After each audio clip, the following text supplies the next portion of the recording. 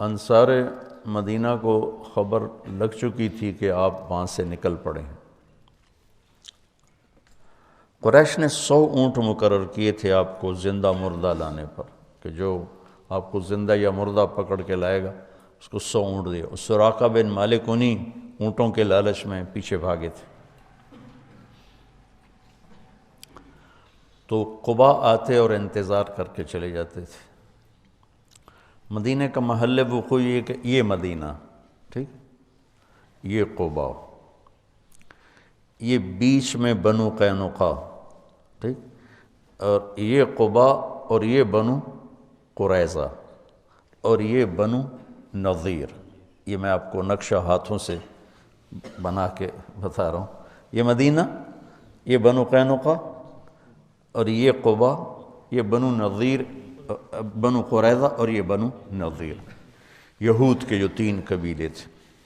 نظیر، قینقاع، قریظہ، تینوں موسیٰ علیہ السلام کے صحابہ تھے، اور یہ تینوں یہاں اس لیے آباد ہوئے۔ موسیٰ علیہ السلام جب حج پہ تشریف لائے، جب واپس جا رہے تھے مدینہ سے گزرے، تو انہوں نے پہچانا کہ یہ وہ جگہ ہے جہاں آخری نبی آئے گا۔ تو انہیں اجازت لی کہ ہم یہاں رہیں گے، ہماری نسلیں ان پہ ایمان لائیں گی۔ وہ کم بخت ہوئی اعداء عدو بنے۔ اور جب آپ خیبر سے گزرے تو کچھ لوگوں نے، چونکہ خیبر اور مدینے کا جغرافیہ ایک جیسا، میں خیبر بھی گیا ہوں، تو انہوں نے وہاں رہنے کی اجازت مانگی کہ ہمیں یہاں رہنے دیا جائے، آخری نبی آئیں گے تو ہم ان پر ایمان لائیں گے۔ ان سے لڑائیاں لڑنی پڑی، اور وہ بڑے جنگ کے بعد وہ فتح ہوئی۔ جو بالکل جاہل تھے وہ ایمان لے آئے، جو جاننے والے تھے وہ گمراہ ہو گئے۔ تو وہ انتظار کر کے چلے جاتے تھے، جب دوپہر چڑھ جاتی پھر چلے جاتے تھے۔ تو اب یہود کا علم دیکھو، بنو قینقاع کا ایک آدمی اپنے کوٹھے کی چھت پہ چڑھا، تو قبا کی طرف نظر پڑی تو غبار اڑ رہا تھا۔ غبار کچھ ایسے ہیولے سے نظر آ رہے تھے۔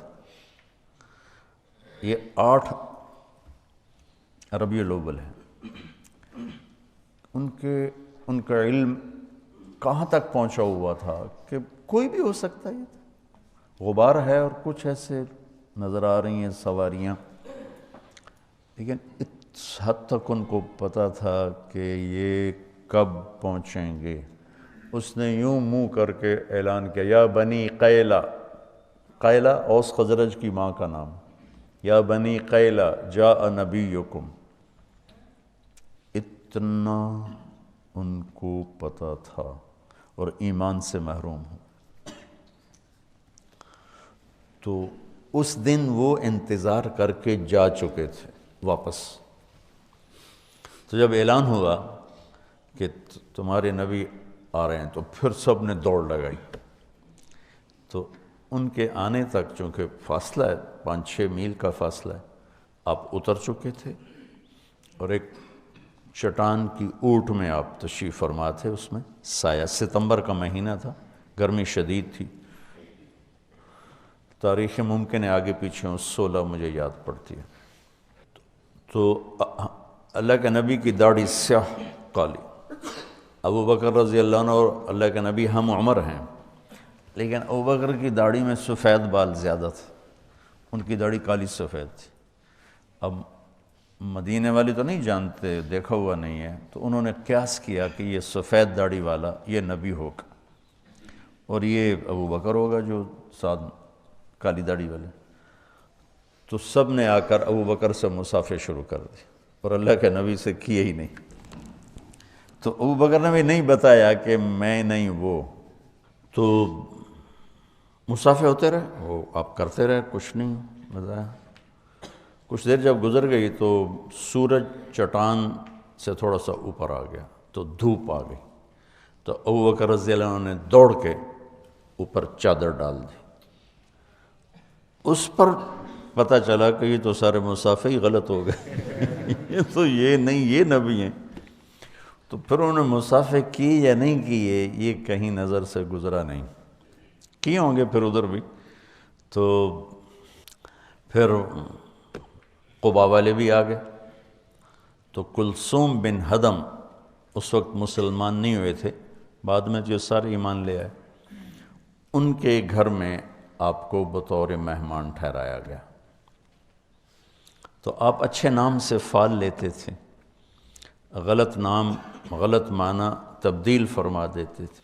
تو اس نے اپنے غلام سے کہا نجیح نجیح، کھجوریں لاؤ مہمان آئے ہیں. تو اللہ کے نبی نے ایک دم کہا نجح امرنا نجح امرنا. نجیح کامیاب، مکمل کام ہوگا. نجح کہ ہماری ہجرت کامیاب ہو گئی. آپ نے اس کے نام سے یہ فال لی. پھر 4 دن آپ نے وہاں قیام فرمایا، اور ایک روایت میں 2 ہفتے قیام فرمایا. تو بہرحال جتنا بھی قیام تھا 4 دن تھا یا 2 ہفتے کا. دن جمعہ کا تھا جب اہل مدینہ آئے اور آپ کو چاروں طرف سے گھیر لیا، اور آپ اپنی اونٹنی قصوہ پر، یہ سارا سفر تھا. وہاں اپنے مسجد قباء بنائی، جو اب بہت بڑی بن چکی ہے، قدیم پرانی، میں نے 84 میں دیکھی ہوئی، چھوٹی سی.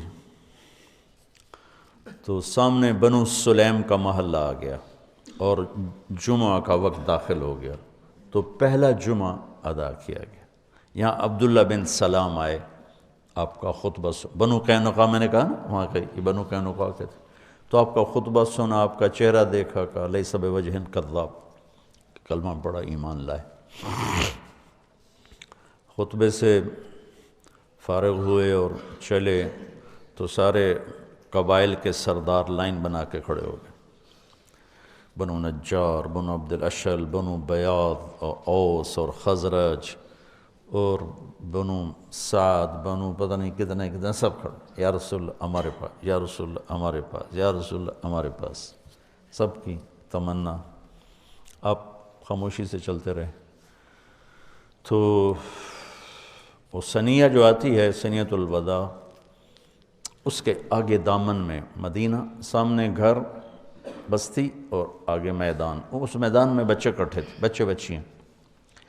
ہم یہ آپ یوٹیوب پہ دیکھتے ہیں، بچے بچیوں کو نظمیں یاد کراتے ہیں تو وہ سنا رہے ہوتے ہیں، وہ پڑھ رہے ہوتے ہیں.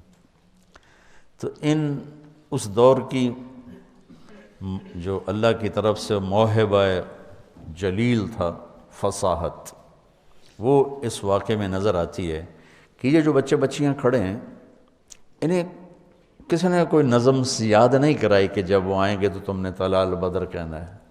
وہ تو اپنے وہ شوق میں دیکھنے آئے ہوئے ہیں، چھوٹے چھوٹے بچے بچیاں. صورت واقعہ یوں ہے کہ پہلے یوں اونٹنی کا سر باہر آتا ہے، کیونکہ یوں اور یوں آنا تھا. تو ایسے اونٹنی، اس کے سر کے پیچھے آپ کا سر، آپ کا چہرہ مبارک چھپا ہوا.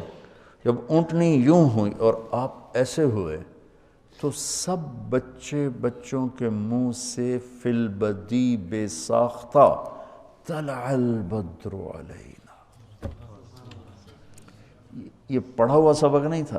طلع البدر علینا من ثنیۃ الوداع وجب الشکر علینا ما دعا للہ دعا ایہا المبعوث فینا جئت بالامر المطاع جئت شرفت المدینہ مرحبا بک یا خیر داع. یہ شعر عام نہیں ملتا کتابوں میں، لیکن اس کا اضافہ جئت شرفت المدینہ مرحبا بک یا خیر داع. آپ نے، عورتیں ساری چھتوں پہ چڑھی ہوئی تھیں آپ کو دیکھنے کے لیے. تو جب ہم مدینہ میں داخل ہوئے تو پھر عرب سردار، یا رسول اللہ ہمارے پاس، یا رسول اللہ ہمارے پاس. تو آپ نے اس کی ایسے رسی چھوڑ دی کہ دعوها فإنها مأمورہ، اسے کچھ نہ کہو، جہاں میرا اللہ لے جائے گا یہ اونٹنی وہاں جائے گی. اور آپ کے دل میں تھا بنو نجار، چونکہ آپ کی دادی بنو نجار میں سے تھی، سلمہ جو عبد المطلب کی والدہ ہیں، وہ بنو نجار سے تھی، جو ہاشم نے وہاں شادی کی تھی. تو آپ کی اونٹنی چلتے چلتے چلتے ایک کھلے میدان میں جا کے بیٹھ گئی، بستی کے وسط میں تھا۔ تو اس کو آپ نے پسند کیا اپنی مسجد کے لیے۔ تو آپ نے پوچھا یہ زمین کس کی ہے؟ بعد میں، اس وقت نہیں، بعد میں۔ ان کا جی 2 یتیموں کی ہے۔ تو ان کے سرپرست کون ہے؟ کہا جی اسد بن زرارہ ہے۔ آپ نے ان کو بلایا کہ یہ زمین ہمیں مسجد کے لیے چاہیے۔ کہا جی ہم تحفہ دیتے ہیں۔ ہم نے کہا یتیم کا مال ہے، تحفہ نہیں ہو سکتا ہے، پیسے لگاؤ۔ کہا ٹھیک ہے جی آپ پیسے لگوائیں، ہم اس سے آپ کو سستا کر کے دے دیں گے۔ ہم نے کہا ٹھیک ہے۔